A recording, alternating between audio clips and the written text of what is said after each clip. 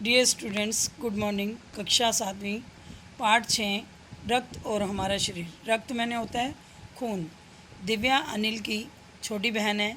यूँ तो वह शुरू से ही कमज़ोर है, लेकिन इधर कुछ दिनों से उसे हर समय थकान महसूस होती है। थकान मीन्स थका थका सा महसूस करती है। मन किसी काम में नहीं लगता। भूख भी पहले से कम हो गई थी उसकी। अस्पताल में उसे डॉक्टर ने देखा तो कहा, लगता है दिव्या के शरीर में रक्त की कमी होगी। रक्त मीन्स खून होता है। जांच करवा कर देखते हैं। और यह कहकर उन्होंने दिव्या को रक्त की जांच के लिए पास के एक कमरे में भेज दिया। वहां अनिल को अपनी ही जान पहचान की दीदी दिखाई दी। डॉक्टर दीदी ने कहा, कहो अनिल, कैसे आना हुआ? अब डॉक्टर दीदी ने उनसे पूछा कि आप यहाँ किस वजह से आए हैं। अनिल ने बताया, डॉक्टर ने दिव्या को खून की जांच के लिए आपके पास भेजा है। इतना सुनते कि डॉक्टर दीदी ने दिव्या की उंगली से रक्त की कुछ बूंदें एक छोटी सी शीशी में डाल दी और स्लाइड पर लगा दी। फिर अनिल से बोली, अनिल, तुम कल अस्पताल से रिपोर्ट ले जाना। अगले दिन अस्पताल पहुंचकर अनिल ने डॉक्टर दीदी के कमरे के दरवाजे पर दस्तक दी। भीतर से आवाज़ आई, आ जाओ। अनिल ने कमरे में प्रवेश किया तो पाया डॉक्टर दीदी सूक्ष्मदर्शी द्वारा एक स्लाइड की जांच कर रही थी। दीदी के इशारे से वह पास रखी एक कुर्सी पर बैठ गया। स्लाइड की जांच पूरी होने पर डॉक्टर दीदी ने साबुन से हाथ धोए और तौलिए से पोंछती हुई बोली, अनिल, दिव्या को एनीमिया है। एनीमिया मीन्स होता है कि खून की कमी, और चिंता की बात नहीं है, कुछ दिन दवा लेगी तो ठीक हो जाएगी। अनिल के मन में जिज्ञासा हुई। वह बोला, दीदी, एक सवाल पूछूं? हाँ हाँ, क्यों नहीं। डॉक्टर दीदी ने कहा, हाँ पूछो। एनीमिया से आपका क्या मतलब है दीदी? उसने पूछा। उसने मिस अनिल ने पूछा। यह जानने के लिए तुम्हें रक्त के बारे में जानना होगा, डॉक्टर दीदी ने कहा। फिर बोली, अनिल, रक्त देखने में रक्त लाल द्रव के समान लगता है। लाल द्रव मिस लाल तरल पदार्थ है ये, किंतु इसे सूक्ष्मदर्शी के द्वारा देखें तो यह भानुमति के पिटारे से कम नहीं है। मोटे तौर पर इसके दो भाग होते हैं। एक भाग वह जो तरल है, जिसे प्लाज्मा कहते हैं, और दूसरा भाग जिसमें छोटे बड़े कई तरह के कण होते हैं, कुछ लाल, कुछ सफ़ेद और कुछ ऐसे जिनका कोई रंग नहीं होता, उन्हें विमाणु कहते हैं। ये कण प्लाज्मा में तैरते रहते हैं। इतना कहकर डॉक्टर दीदी ने सूक्ष्मदर्शी के नीचे एक स्लाइड लगाई, उसे फोकस किया और बोली, देखो अनिल, सूक्ष्मदर्शी के द्वारा जो कण तुम्हें दिखाई दे रहे हैं, ये हैं लाल रक्त कण। उन्होंने उसको, अनिल को, सूक्ष्मदर्शी के द्वारा दिखाए ये सब कुछ। स्लाइड देख मानो आश्चर्य से उछल पड़ा था अनिल। जब अनिल ने स्लाइड देखी तो उसके आश्चर्य का ठिकाना न रहा। और रक्त की एक बूंद में इतने सारे कण, इसकी तो वह कल्पना भी नहीं कर सकता था। वह बोला, इन्हें डॉक्टर, इन्हें देखकर तो ऐसा लग रहा है मानो बहुत सी छोटी छोटी बालूशाही रख दी गई हों। हाँ, दीदी बोली, लाल कण बनावट में बालूशाही की तरह होते हैं, गोल और दोनों तरफ अवतल में यानी बीच में दबे हुए, और रक्त की एक बूंद में इनकी संख्या लाखों होती है। यदि हम 1 मिलीमीटर रक्त ले तो उसमें हमें 40 से 55 लाख कण मिलेंगे।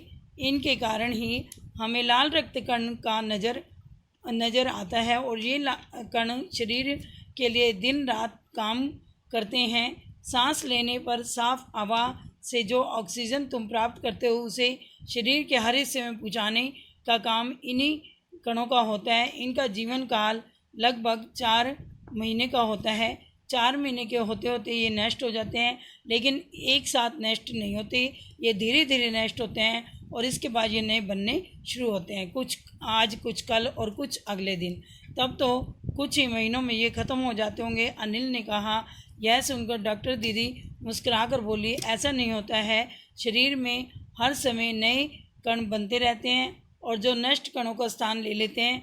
हड्डियों के बीच में एक भाग मज्जा होता है, और ऐसे बहुत से कारखाने होते हैं जो रक्त कणों के निर्माण कार्य में लगे रहते हैं। इनके लिए इन कारखानों को प्रोटीन, लौह तत्व और विटामिन रूपी कच्चे माल की ज़रूरत होती है। और यह पौष्टिक आहार लेते हो, हरी सब्जी, फल, दूध, अंडा और गोश्त होता है, ये मांस में ये तत्व उपयुक्त मात्रा में होते हैं। यदि कोई व्यक्ति उचित आहार ग्रहण नहीं करता तो इन कारखानों को आवश्यकता अनुसार कच्चा माल नहीं मिल पाता। नतीजा यह होता है कि रक्त कण हैं वो नहीं बन पाते और रक्त कण की कमी हो जाती है, और लाल कणों की इसी कमी को क्या कहते हैं, एनीमिया कहते हैं। तो इसीलिए हमें अपने भोजन में जो है फल, अंडे, दूध और साथ में हरी सब्जियां, इन सब का सेवन जरूर करना चाहिए ताकि हमारे शरीर में रक्त की कमी ना हो। क्या संतुलित आहार लेने से हम एनीमिया से बचे रह सकते हैं? अनिल ने सवाल किया। अब अनिल ने डॉक्टर दीदी से पूछा कि अगर संतुलित आहार ले तो हमें एनीमिया नहीं होगा? दीदी बोली हाँ, यह कहना काफ़ी हद तक ठीक होगा। यूँ तो एनीमिया बहुत से कारणों से होता है, किंतु हमारे देश में इसका सबसे बड़ा कारण है पौष्टिक आहार की कमी। इसके अलावा इस रोग का एक और बड़ा कारण भी है कि पेट में कीड़ों का हो जाना। ये कीड़े प्राय दूषित जल और खाद्य पदार्थों द्वारा हमारे शरीर में प्रवेश करते हैं। या तो ये दूषित जल पीने से होता है या फिर कोई ऐसे खाद्य पदार्थ हम जो खाते हैं उनके द्वारा प्रवेश हो जाते हैं। अतः इनसे बचने के लिए यह आवश्यक है कि हम पूरी तरह सफाई से बनाए गए खाद्य पदार्थ ग्रहण करें। भोजन करने से पूर्व अच्छी तरह से हाथ धो लें, साफ पानी पिएं। और हाँ अनिल, एक किस्म के कीड़े भी हैं जिनके अंडे ज़मीन की ऊपरी सतह में पाए जाते हैं। इन अंडों से उत्पन्न हुए लार्वे त्वचा के रास्ते से शरीर में और आंतों में अपना घर बना लेते हैं। जो है ये ज़मीन की ऊपरी सतह पर पाए जाते हैं और ये हमारे शरीर में त्वचा के अंदर से प्रवेश करते हैं और जिससे ये हमारे शरीर के अंदर अपना एक घर बना लेते हैं। इनसे बचने का सहज उपाय है कि शौच के लिए हम शौचालय का ही प्रयोग करें और इधर उधर नंगे पाँव न घूमें। दीदी, यह तो बहुत ही महत्वपूर्ण बात बताई आपने, अनिल बोला। वह पल भर सोच में डूबा रहा और फिर बोला, आपने बताया था कि रक्त में सफ़ेद कण और बिंबाणु भी होते हैं, शरीर में इनका क्या काम होता है? दीदी बोली, सफ़ेद कण वास्तव में हमारे शरीर में वीर सिपाही हैं और जब रोगाणु शरीर पर धावा बोलने की कोशिश करते हैं तो सफ़ेद कण उनसे डट कर मुकाबला करते हैं और यहाँ तक संभव हो पाता है रोगाणुओं को भीतर घर नहीं करने देते। बस संक्षेप में यूँ मान लो कि वे बहुत से रोगों से हमारी रक्षा करते हैं और बीमाणुओं का काम है चोट लगने पर रक्त जमाव क्रिया को में मदद करना। जब हमें शरीर में कभी भी चोट लगती है तो ये बीमाणु जो है उसमें रक्त जमाव करते हैं, क्रिया में हमारी सहायता करते हैं। रक्त के तरल भाग प्लाज्मा में एक विशेष किस्म की प्रोटीन होती है जो रक्त वाहिका की कटी फटी दीवार में मकड़ी के जाले के समान एक जाला बुन देती है। बीमाणु इस जाले से चिपक जाते हैं और इस तरह दीवार में आई दरार भर जाती है जिससे रक्त बाहर निकलना बंद हो जाता है। अनिल बोला, दीदी लेकिन घाव गहरा हो तब तो खून बहता ही चला जाता होगा। हाँ, ऐसे समय में उस व्यक्ति को जल्दी ही डॉक्टर के पास ले जाना चाहिए। ज़रूरत समझने पर ऐसी स्थिति से निपटने के लिए कुछ टाँके भी लगवाने पड़ सकते हैं, किंतु डॉक्टर के पास पहुंचने तक के समय में चोट के स्थान पर कस कर एक साफ कपड़ा बांध देना चाहिए और दबाव पड़ने से रक्त का बहना जो होता है वो कम हो जाता है और उस व्यक्ति के लिए काफ़ी लाभप्रद सिद्ध हो सकता है।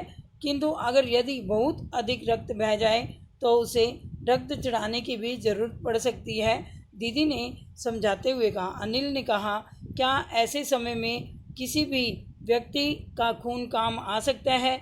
दीदी बोली, अनिल, हर किसी का रक्त का एक सा नहीं होता है। कुछ विशेष गुणों के आधार पर रक्त को 4 वर्गों में बांटा गया है, यानी कि हर किसी का खून जो है वो एक सा नहीं होता है, उसके अलग अलग वर्ग होते हैं। ज़रूरतमंद व्यक्ति के रक्त समूह की जांच करने के लिए उसे उसी रक्त समूह का रक्त चढ़ाया जाता है, लेकिन ज़रूरत के समय यदि उस रक्त समूह का कोई व्यक्ति नहीं मिले तब अनिल ने पूछा, यानी कि उस टाइम पे अगर हमें ज़रूरत है और उस रक्त समूह का व्यक्ति नहीं मिल रहा तो फिर क्या होगा?